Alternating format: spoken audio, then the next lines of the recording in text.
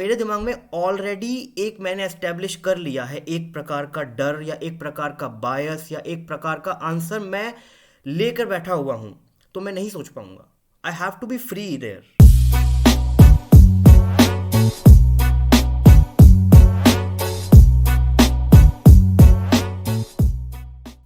Mind का function क्या है? सोचना। और हम लोगों ने वही कम कर दिया है, या यूँ कहो बंद कर दिया है। ऑलमोस्ट हम लोगों ने सोचना बंद कर दिया है। हम लोगों ने क्लासेस डिवाइड कर दी हैं। हम लोगों ने फ़िलॉसफी को फॉर द एलीट छोड़ दिया है कि केवल जो लोग पीएचडी करेंगे या जो लोग कुछ इस तरह का इस डायरेक्शन में पढ़ाई करेंगे वही ये कर सकते हैं, अदरवाइज़ तो नहीं नहीं नहीं, हम नहीं कर पाएंगे ये, हम नहीं सोचेंगे। हाँ, हम सोच रट ज़रूर सकते हैं। जो पहले सोचा जा चुका है उसको हम दोबारा रट लेंगे, बट हम ये कभी कोशिश नहीं करेंगे कि वो प्रोसेस से हम गुजरें कि कैसे वो सोचा गया। हम उसमें कभी इंटरेस्टेड नहीं होते, हम इस बारे में कभी नहीं सोचते। फिलॉसफी क्या है? What is philosophy?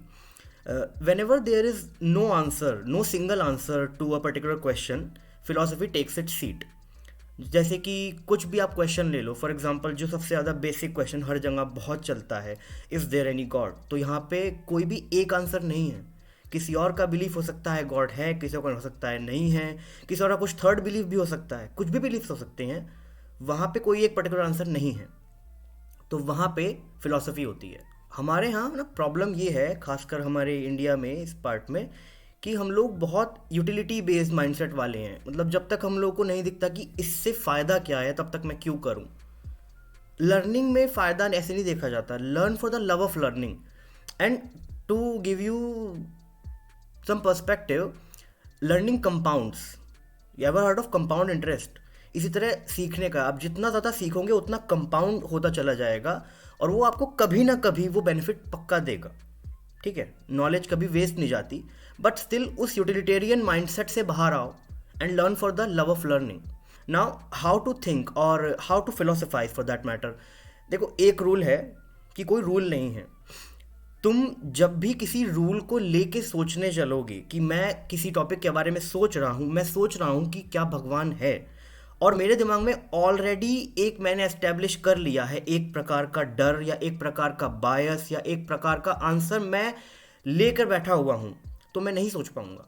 I have to be free there. जब तक मैं यहाँ पे एक डब्बे के अंदर हूँ, मैं नहीं सोच पाऊंगा।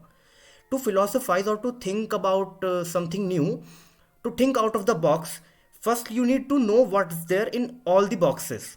तो जो थियरी होती है ना, that be a jack of all, people say two things. Either they say that I am a jack of all or master of one, or I am a jack of all or master of none.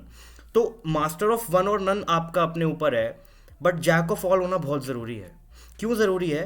क्योंकि जब तक आपको नहीं पता सारे boxes में क्या है, तब तक आप आउट ऑफ द बॉक्स कैसे सोचोगे। आपने केवल 3 बॉक्सेस के बारे में, 3 बॉक्सेस में क्या है वो देख लिया, बट टोटल 10 बॉक्सेस हैं अगर, तो आपको 7 बॉक्स नहीं पता है। अब आप उन्हीं 3 बॉक्स के को बेस लेके सोचोगे, और हो सकता है जो आपने सोचा हो वो ऑलरेडी उन 7 बॉक्सेस में अवेलेबल हो। तो आपने क्या किया? आपको इसलिए सब सीखना है। देखो, सब पूरा आप कभी नहीं पढ़ पाओगे, बट ये जो जर्नी है, ये जो प्रोसेस है पूरा सीखने का, ये आपको बहुत दूर लेके जाएगा। So be a jack of all at least, if not a master of one. Although try to be a master of one, it's good to be a master of one, but being a jack of all is as important as being a master of one. Now, जैसे कि rule की बात है कि कोई rule मत रखो अपने दिमाग में फिलॉसफी करते हुए, सोचते हुए, इसी तरह अच्छे बुरे का टैग भी मत लगाओ।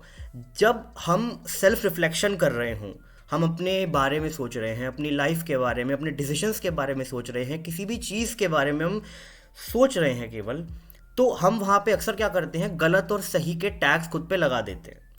कि मैं अगर कुछ सोच रहा हूँ, मेरे मन में कोई ख्याल अगर आया और वो मुझे लग रहा है कि वो गलत है क्योंकि मेरी सोसाइटी बताती है, मेरी अपब्रिंगिंग उस तरह की है, मैंने बचपन से वो पढ़ा है, तो मैं उस टैग को लेकर रुक जाऊँगा कि नहीं, मैं गलत सोच रहा हूँ, और ये सोचना तो बहुत गलत बात है, मैं ही नहीं सोच सकता। ये सोचना मतलब एथिकली रॉन्ग है, मॉरली रॉन्ग है।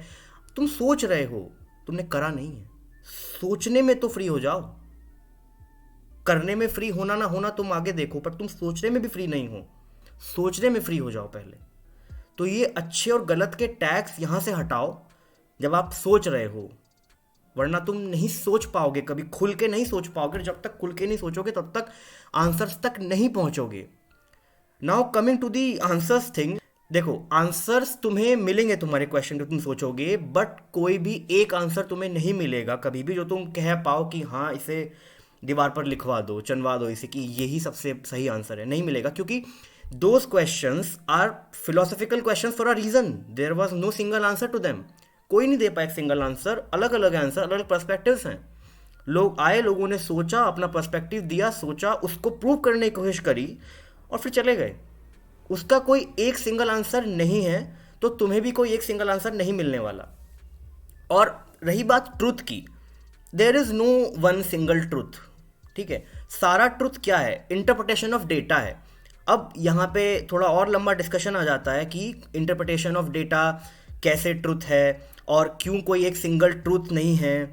और फॉर एग्जांपल यहाँ पे बहुत सारे बायस आ जाएंगे, रिसर्चर्स बायस आ जाता है, और भी बहुत सारी टर्म्स आती हैं, बट ये एक अलग वीडियो का टॉपिक होगा क्योंकि ये वरना काफ़ी लंबा टॉपिक हो जाएगा। ऑल दो मैं इस पर ऑब्वियसली बनाऊंगा वीडियो। ये बहुत अच्छा टॉपिक है, हमें पता होना चाहिए कि कैसे रिसर्चेस भी गलत आंसर्स देती हैं, क्योंकि रिसर्चेस का बेस गलत होता है। वहाँ पे जो क्राइटेरिया जज करने का होता है वो गलत होता है। रिसर्चर्स कई बार बायस्ड होते हैं, ठीक है। तो ऐसे ही एक पैराग्राफ, एक 4-5 लाइनें मैंने कहीं पढ़ी थी लाइब्रेरी में, मैंने एक बुक में ये पढ़ा था।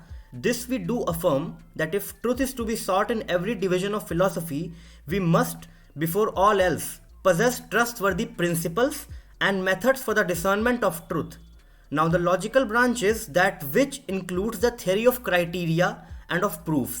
So it is with this that we ought to make our beginnings. जब तक हमारे क्राइटेरिया, हमारे टूल्स जब तक सही नहीं है, हमारे टूल्स जब तक अनबायस्ड नहीं है, तब तक रिसर्च अनबायस्ड नहीं हो सकती और तब तक तुम्हारा ट्रूथ सही नहीं हो सकता, ठीक है।